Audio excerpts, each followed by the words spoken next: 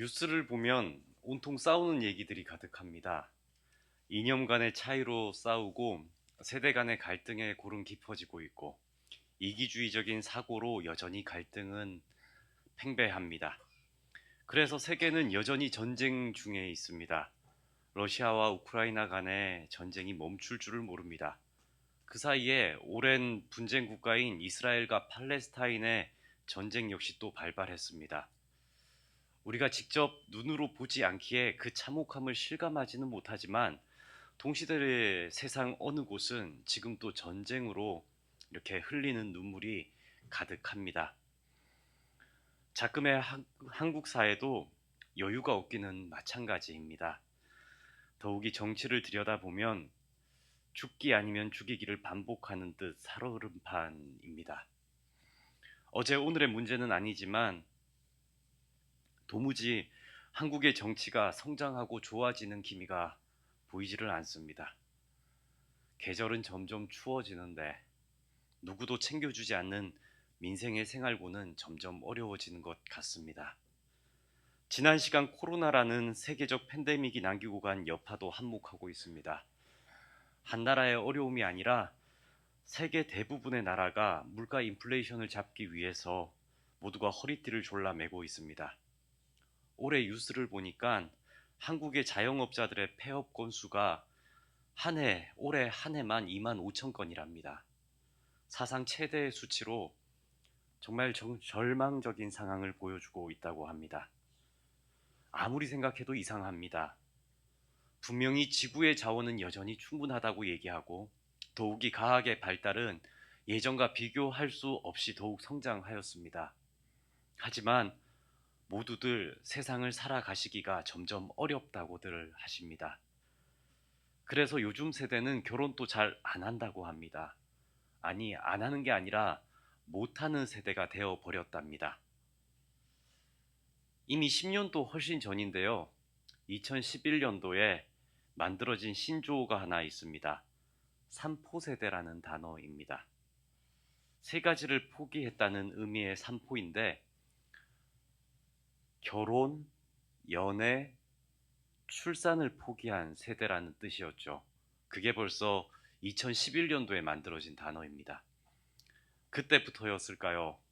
결혼을 하지 않으니 오늘날의 출산율은 이제 마이너스 비율로 떨어져 버렸습니다. 올해는 2023년입니다. 지금의 한국 세대는 3포를 넘어서 N포 세대라고 합니다. 연애, 결혼, 출산은 당연히 포기했고 정규직 취업 포기, 내 집 마련 포기, 건강 외모 관리 포기, 심지어 인간관계 포기, 그리고 최후의 보루인 희망도 포기한 세대라는 뜻이랍니다. 그래서 다 포기했다라는 의미로 M포 세대라고 부른답니다.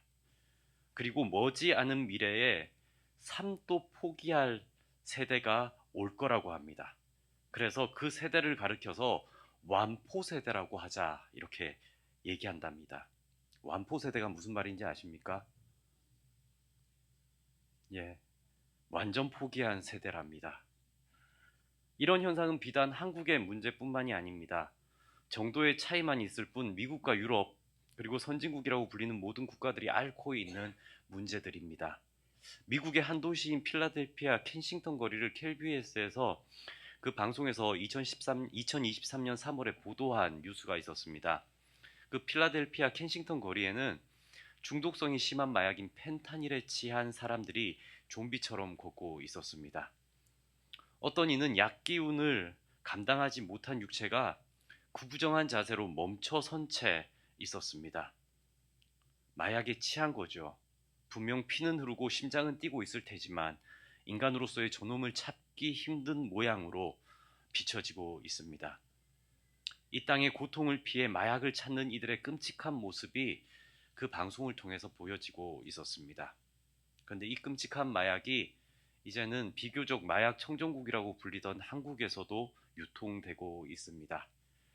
마약 범죄는 한국에서만 해가 갈수록 곱에 곱을 더한 수치로 증가하고 있습니다. 정말 이대로 시간이 흘러가다 보면 성경이 예언한 세상의 종말이 그리 멀지 않아 보입니다. 제가 설교를 시작하고 지금 한 5분 정도 동안 비관적인 얘기만 했습니다. 이 비관적인 얘기를 들으시는 성도님들의 마음은 좀 어떠십니까? 착잡하고 좀 어두워지셨나요? 그럼 어떤 생각이 드십니까? 하루라도 빨리 이 제약된 세상이 망해버렸으면 좋겠다라고 생각이 드십니까? 아니면 하루라도 빨리 이 타락한 세상이 회복되었으면 좋겠다 하는 생각이 드십니까?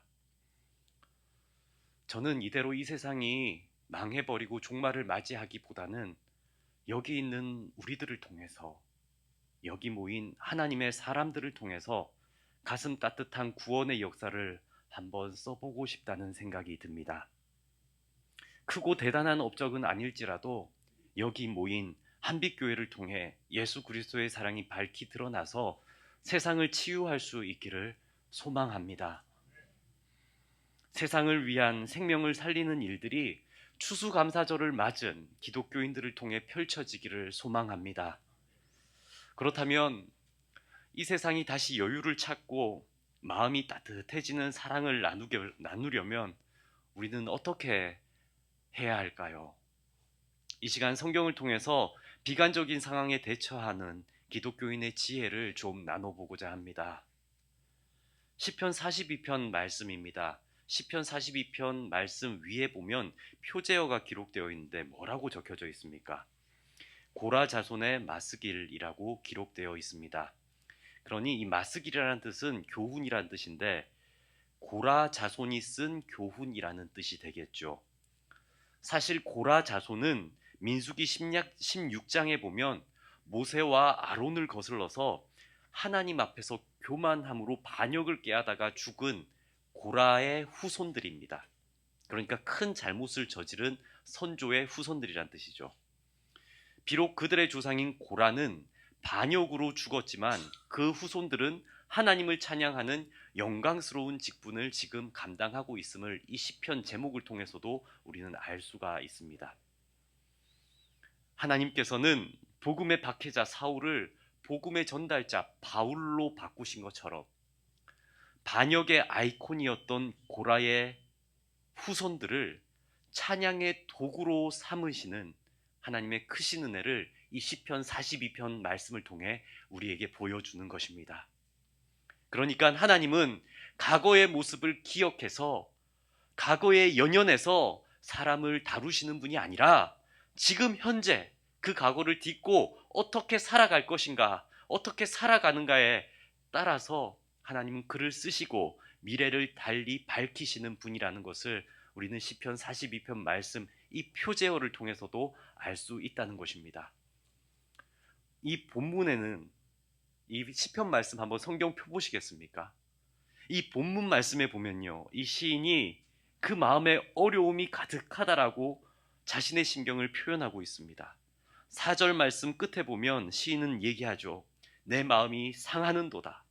5절을 보면요, 어찌하여 낭망하며 어찌하여 내 속에서 불안하여 하는고라고 합니다. 심히 낭망하고 불안해하고 있다는 뜻입니다. 6절 말씀을 보면 내 속에서 낭망이 됨으로라고 합니다. 9절에 보면요, 외부적인 환경적인 요인을 얘기하는데 원수의 압제로 인하여 내가 힘들다라는 것을 표현하고 있죠. 그리고 또다시 11절 말씀에 보면 내 영혼아 네가 어찌하여 낭망하며 어찌하여 내 속에서 불안하여 하는고 라고 하면서 거듭 자신의 심경이 불안하고 어렵다는 것을 말하고 있습니다.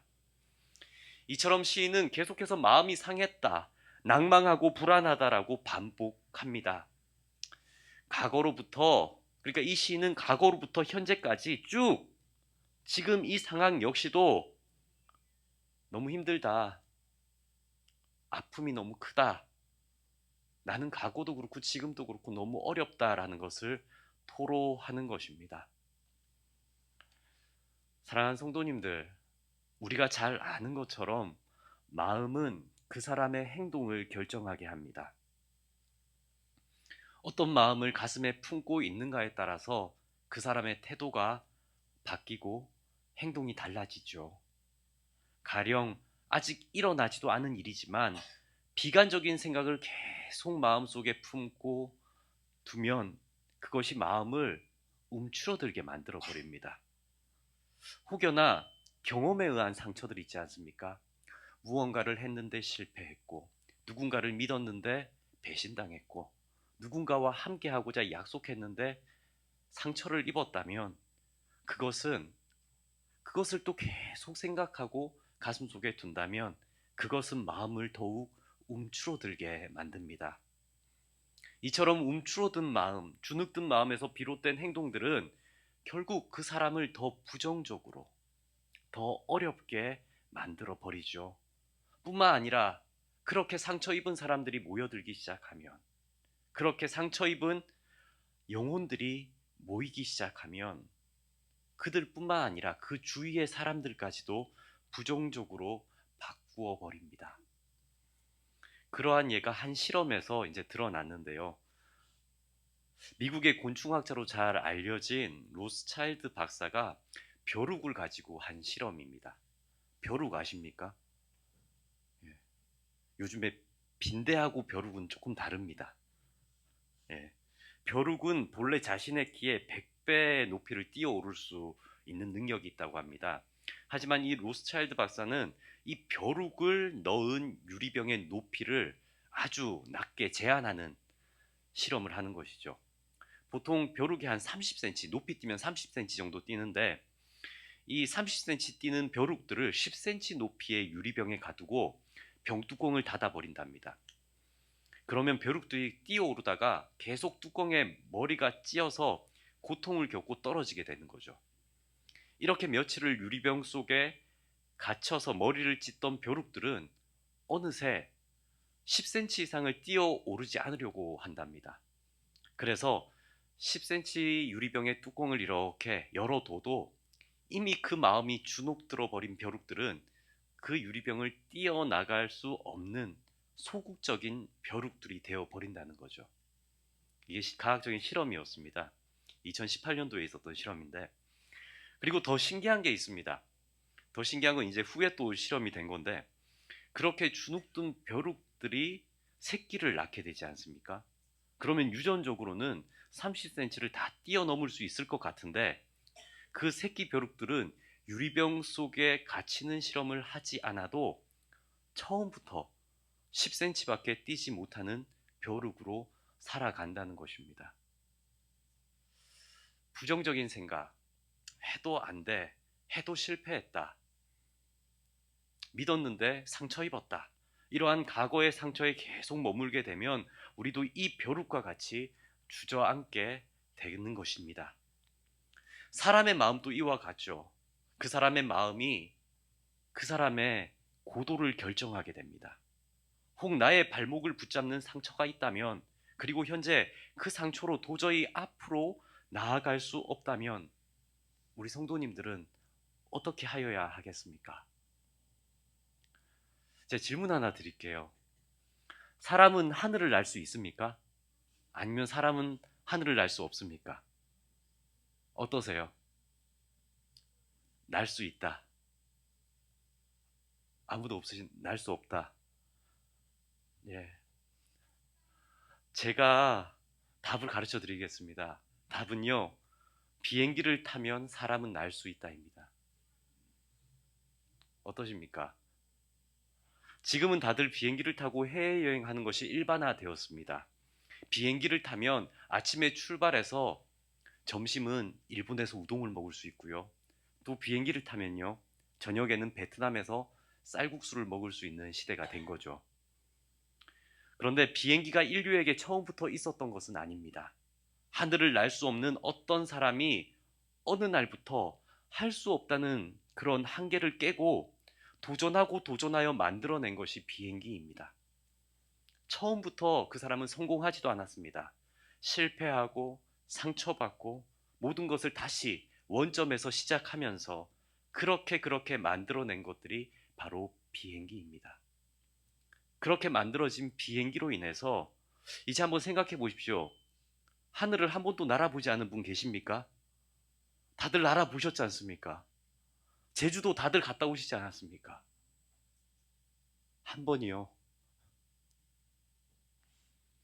그렇게 만들어진 비행기로 인해서 이제 우리들은 사람은 하늘을 날 수 없다라는 생각이 사라져 버렸습니다. 사람도 하늘을 날 수 있는 세상이 온 것이죠. 우리는 살아가면서 이런 생각을 합니다. 실패, 손해, 아픔, 고통은 없었으면 좋겠다 하고 말입니다. 나는 실패, 손해, 아픔, 고통은 경험하지 않기를 원해. 그런 부정적인 것들은 피하려고만 합니다. 과거 실패의 경험이 있었다면, 또 손해본 경험이 있었다면, 믿었던 이에게 아픔과 고통을 겪었다면 더 그러할 테지요. 그래서 사람들은 자꾸 변화를 피하려 하고 안정적인 것만 고집하려 합니다. 하지만 생각해 보십시오. 그래서 어쩌면 우리는 다시 한 번 더의 도전, 다시 한 번 더의 노력, 다시 한 번 더의 시도, 그리고 다시 한 번 더 할 수 있는 기회를 흘려보내고 있지는 않으십니까? 여기 모인 우리들은 하나님을 믿는 사람들입니다. 우리들에게는 하나님이 주신 믿음이 있음을 기억하시기를 축복합니다. 나는 할 수 없어도 하나님이 함께하고 계심을 기억하시기를 축복합니다. 시편 42편의 시인은 모든 것이 절망적인 형편이지만 한 가지를 소망하고 찬양하고 있습니다. 시인은 노래합니다. 그는 소망 되시는 하나님을 간절히 이렇게 부르짖습니다.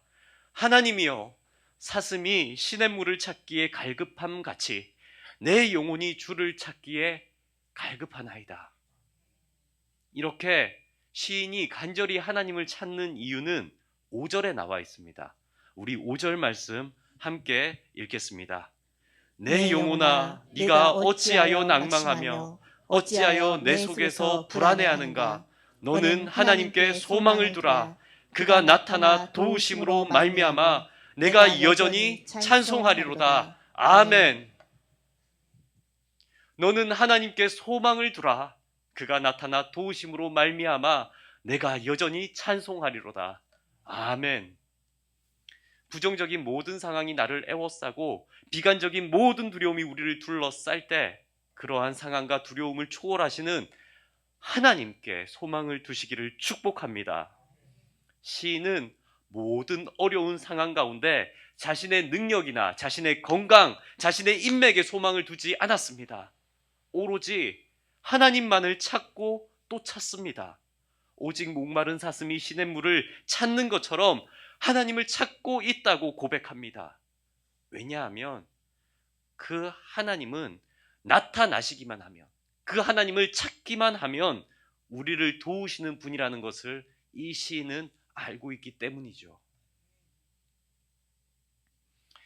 과거로부터 이어져 오는 모든 고통이 지금 또 해결되지 않고 있다고 할지라도 하나님을 찾기만 하면 그 모든 것이 해결됩니다. 아멘. 또한 하나님은 그를 간절히 찾는 자를 만나 주시는 분이심을 믿으시기를 축복합니다. 우리 성도님들에게 가장 절망적인 상황은 언제입니까? 대부분 건강에 큰 적신호가 들어올 때일 것입니다.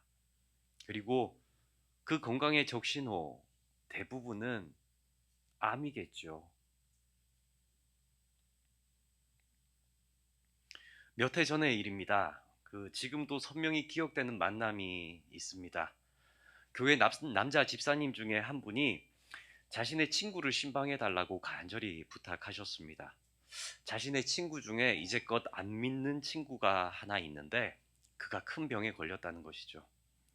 그런데 아직까지도 그렇게 고집부리고 하나님 말씀 듣기를, 복음 듣기를 거부하고 있는데 목사님 제발 한번 와서 신방해 주십시오 이렇게 부탁하셨습니다. 그 친구분의 연세는 이제 60대 후반 정도 되셨습니다. 그리고 그분은 자신의 입술로는 가톨릭 신자라고 말씀하셨지만 실은 무교에 가까운 분이셨습니다. 처음 그분을 만난 장소는 어느 병원의 한 병실입니다. 그리고 그분의 병명은 췌장암 4기였습니다. 췌장이라는 장기가 그렇다고 하는데 90% 정도 망가지고 나서야 그 증상이 나타난다고 합니다. 통증이 그제서야 나오는 거죠. 그래서 췌장은 증상이 나타나기까지 발견도 사실은 늦고, 증상이 나타나서 발견됐을 때는 이미 늦어서 손쓸 수가 없는 상황으로 이렇게 발견된다고 합니다. 의사가 이렇게 얘기했대요. 3개월 정도 생각하십시오. 이렇게 얘기했답니다. 하지만 의사가 또 그 얘기도 했답니다. 웬일인지 연세에 비해서 암세포가 급속으로 증식되고 있어서 사실 그 3개월이라는 기간도 장담할 수가 없는 시간입니다. 이렇게 얘기하더랍니다. 사실 근데 그분을 제가 이렇게 만났는데, 그래서 그분이 그 얘기를 하시는데, 그분은 체격이 저보다 훨씬 더 좋으셨습니다. 안색도 얼마나 밝은지 환하신 거예요. 전혀 한자로는 보이지 않으셨습니다. 그리고 훨씬 어린 저를 대하는 그분의 인품은 참 훌륭하셨습니다. 처음 만난 저가 목사라는 이유 하나로 깍듯하게 대해주셨고, 병환 중임에도 불구하고 특별히 아내에게 부탁해서 귀한 손님을 오게 했으니 이렇게 케이크를 사 두셨습니다. 선물이라면서 주신 거죠. 일명식도 없는 자신을 만나러 와주는 목사에게 그냥 감사하다고 예의를 다 차리시는 겁니다. 자신은 그렇게 아픈 죽을 병에 걸렸으면서 말입니다. 그리고 그분이 그렇게 얘기하세요. 웬일인지 목사님 처음 만났는데도 불구하고 마음이 그냥 열리는 것 같아요. 그러면서 자신의 아들 연배와 비슷해 보이는데 아들 생각이 난다고 하시면서 눈시울을 붉히셨습니다. 사실 아들이 결혼 날짜를 잡았어요, 목사님. 그런데 갑자기 자신의 병이 발견되면서 결혼식을 미루게 될까 걱정이 됩니다. 한 달 뒤인데 그냥 할까요? 괜찮아 보이지 않습니까? 이렇게 얘기하셨습니다. 그리고 자신에게 일어난 일이 꿈 같은 일이라고 잘 믿기지 않는다고 말씀하셨습니다. 그리고 이런저런 얘기를 하다가 불쑥 그 얘기를 합니다. 하나님에 대해서 알려달라고 하셨습니다. 복음이 무엇인지 알려달라고 하셨습니다. 그러면서 친구가 옆에 있는데 이제껏 잘 아는 척 했지만 실은 난 성경 잘 모른다고, 하나님 잘 모른다고, 복음에 대해서 잘 모른다면서 웃으시면서 가르쳐 달라고 하셨습니다.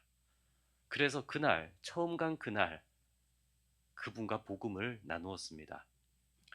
사실 저를 데리고 간 그 집사님, 그 친구분이죠. 그 집사님은 미리 저한테 이렇게 양해의 말씀을 하셨습니다. 목사님, 실은 제 친구에게 이제껏 자기가 전도하려고 했는데 한 번도 자신의 말은 들어준 적이 없다는 것이죠. 이번에도 친구한테 그냥 통보하듯이 나 목사님 데리고 올 거야, 목사님 모시고 올 거야 라고 얘기하고 그냥 자기가 이렇게 막무가내로 데려온 건데 친구가 이렇게 반겨줄지 자신도 몰랐다고 했습니다. 그러니 목사님, 혹 무례한 일이 생기더라도 미리 양해를 구한다는 당부의 말씀을 저한테 하셨던 거죠. 그런데 그 자리에서 정작 그 친구분을 만나고 보니 이 친구가 너무 고분고분 복음을 듣는 모습에 그 친구분은 옆에서 60대 후반의 그 남자 집사님이 눈물을 펑펑 흘리고 계셨습니다. 또 복음을 나누고 있는데 우리 모두가 깊은 성령의 감동을 받았습니다. 첫 만남을 마치고 일주일 뒤에 그분에게 다시 한번 배웠으면 좋겠다는 연락이 이제 왔습니다. 그분이 직접 연락이 온 거죠. 일주일 만에 다시 만난 그분의 모습은 일주일 전과는 상상할 수도 없을 만큼 변해 있었습니다. 그 사이에 많이 야위셨고 안색이 검게 변해 있었습니다. 하지만 그분의 눈빛만큼은 더할 나위 없이 맑게 빛나고 계셨습니다. 그리고 말씀하세요. 고통이 심하다고. 아무래도 아들 결혼식에 이런 모습으로 못 갈 것 같다고. 그렇게 말씀하시는 겁니다. 그런데 또 그렇게 말씀하세요.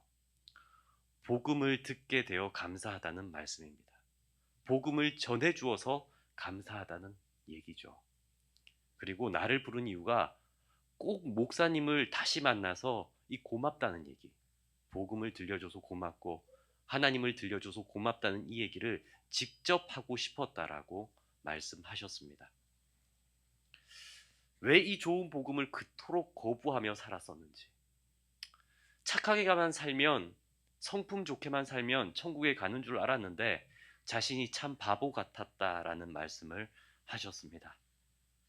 예수님을 믿어야 천국에 간다는 그 복음이 믿겨진다는 겁니다. 복음을 들었는데 그 일주일 동안 육체가 많이 아파졌는데 마음이 너무 평안하더랍니다. 그 예수님이 믿겨지니까 마음에 평안이 찾아오고, 그 예수님이 믿겨지니까 천국으로 갈 자신의 모습이 그려지면서 마음이 편안해지더라는 것이죠. 그분이 이렇게 얘기했어요. 목사님 참 이상하죠? 아들처럼 보이는 목사님이 말씀하시는 하나님은 참 좋은 분이라는 게 믿겨집니다. 믿겨져요. 이제까지 그렇게 들었어도 안 믿겨졌는데 믿겨집니다. 그리고 진작에 이 하나님에 대한 얘기를 내가 믿었더라면 제가 암에 안 걸렸었을까요? 하나님을 진작에 알았더라면 저는 안 아팠을까요? 라고 물으셨습니다. 그리고 이어서 이렇게 바로 말씀하세요. 아니요. 아니라고 말씀하세요. 아니요. 자신이 병에 걸렸기에 이렇게 하나님을 만났고 이렇게 예수님을 알게 되었으니 병에 걸렸더라도 이게 더 나은 거죠 라고 그분은 고백하셨습니다. 그리고 일주일 뒤에 다시 한 번 더 만나 주실 수 있냐고 물으셨습니다. 면회가 그때부터 좀 제한되었습니다. 그러면서 부탁하시기 시작합니다. 자신과 같은 죄인도 세례 받아도 되는지 물으셨습니다. 그래서 다음 주 그 일주일 뒤에 그분을 다시 만나서 병상에서 세례를 주게 됩니다. 그런데 그 병상에서 굳이 그분이 일주일 뒤에 갔더니 더 말라 계셨습니다. 그런데 굳이 힘겨운 몸을 일으켜 세우십니다. 괜찮다라고 해도 그분이 계속 몸을 일으켜 세우세요. 하나님께 구원을 약속받는 세례인데, 하나님이 나를 살려주셨다는 감사함이 있는 세례인데 최대한 예의를 갖춰야 한다면서 그분은 세례를 받기 위해서 그분의 마지막 기운을 쓰시고는 일어서셨습니다. 그리고 그날 안 보이시던 눈물을 보이셨는데 감사합니다, 감사합니다. 아멘을 모르니까요. 세례를 주면서 무슨 얘기만 하면 감사합니다, 감사합니다. 하나님 믿게 해주셔서 감사합니다라는 고백을 몇 번이나 되뇌이셨습니다. 그리고 며칠 뒤 그분은 하나님 품에 안기셨습니다. 하나님 품에 안기셨으리라 믿습니다. 그분의 이야기가 좀 병이 치유되는 간증이었다면 성도님들에게 더 좋은 그런 예화가 되었을지 모르겠습니다. 하지만 그분은 그 병을 통해 하나님을 만나셨습니다. 그 병을 통해 오랫동안 자신 스스로가 막았던 마음의 담을 헐고 복음을 듣고자 손을 내밀 수 있으셨습니다. 그리고 하나님 나라를 평안 가운데 얻으셨으리라 믿습니다. 그리고 그분만 구원받은 게 아닙니다. 그분의 아내 되시는 집사님, 지금도 연락하고 지내는데 그 후로 하나님을 잘 믿고 계십니다. 그분의 자녀들 역시나 그렇게 아버지를 황망히 보냈음에도 불구하고 하나님을 믿고 있습니다. 저는 그분의 마지막 말, 하나님을 믿게 해주셔서 감사합니다라는 그 감사의 고백을 잊지 못합니다. 그리고 진정 우리가 감사할 제목은 하나님을 믿는 것.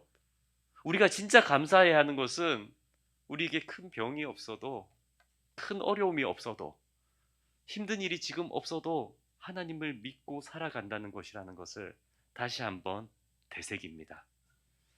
사랑하는 성도님들, 사람의 생애 시간은 유한합니다. 하지만 우리는 영원을 살 것처럼 착각하며 살아갑니다. 어쩌면 그래서 우리는 미래를 두려워하고 염려하고 걱정하고 살아가는지 모르겠습니다. 우리가 생각하는 미래라고 해도 고작 하나님의 시간 안에서는 아주 잠깐일 텐데도 우리는 우리의 미래를 걱정하고 염려합니다. 시편 42편을 지은 시인은 5절과 11절에 보면 거듭 자신의 고백을 똑같이 되풀이합니다. 내 영혼아, 네가 어찌하여 낙심하며 어찌하여 네 속에서 불안해하는가? 너는 하나님께 소망을 두라. 그가 나타나 도우심으로 말미암아 내가 여전히 찬송하리로다. 아멘. 이 시인의 고백은 하나님이 우리에게 있는데 무엇을 두려워하는가 하는 외침입니다. 고라의 자손은 주변의 조롱이 빗발치고 이 일 저 일로 마음이 상처받았을 때, 그리고 절망과 낙심이 밀려오는 극한 상황 속에서도 하나님을 이렇게 찬송하는 것이죠. 그리고 그 찬송은, 이 반역자의 자손임에도 불구하고 그 찬송은 하나님을 바라고 하나님의 도우심을 기다리며 그 하나님을 찾는 자에게 하나님은 도움을 주시러 나타나는 분이다라는 찬양입니다. 이미 여기 모인 우리들은 이 큰 복을 받은 분이심을 확신하시기 바랍니다. 우리는 이 좋은 하나님을 믿는 사람들입니다. 아멘. 함께 소리내어서 한번 따라해 보시기 바랍니다. 하나님을 믿게 된 것이 최고의 감사입니다. 하나님을 믿고 살아가는 것이 최고의 감사입니다.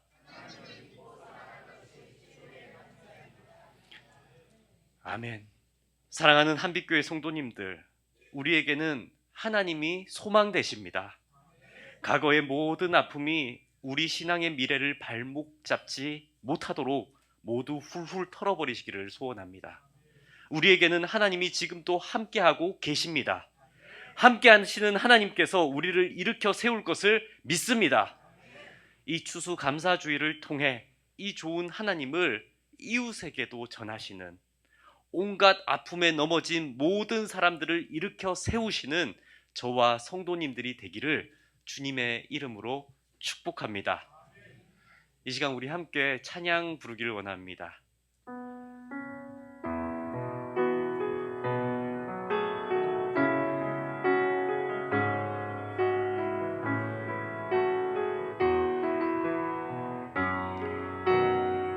오늘 숨을 쉬는 것 감사. 오늘 숨을 쉬는 것 감사. 나를 구원하신 것 감사. 나를 구원하신 것 감사. 내 뜻대로 안 돼도 내 뜻대로 안 돼도 주가 인도하신 주가 것, 인도하신 것 모든 것 감사. 모든 것 감사. 내게 주신 모든 것 감사. 때론 가져가심도 감사. 가져가심도 감사. 내게 고난 주셔서 내게 고난 주셔서 주 뜻 알게 하신 것, 뜻 알게 하신 것 모든 것 감사. 모든 것 감사. 주님 감사해요. 주님 감사해요. 주님 감사해요. 내가 여기까지 온 것도 은혜입니다. 주님 감사해요. 주님 감사해요. 나를 사랑하신 주 사랑 감사합니다. 항상 주 안에 있음 감사. 항상 주 안에 있음 감사. 참된 소망 주심도 감사. 소망 주심도 감사. 나 같은 사람도 자녀 삼아 주신 것, 나 같은 사람도 자녀 삼아 주신 것 모든 것 감사. 모든 것 감사. 주님 감사해요. 주님 감사해요. 주님 감사해요. 내가 여기까지 온 것도 은혜입니다. 주님 감사해요. 주님 감사해요. 나를 사랑하신 주 사랑 감사. 다시 한번 찬양합니다. 주님 감사해요. 주님 감사해요. 주님 감사해요. 내가 여기까지 온 것도 은혜입니다.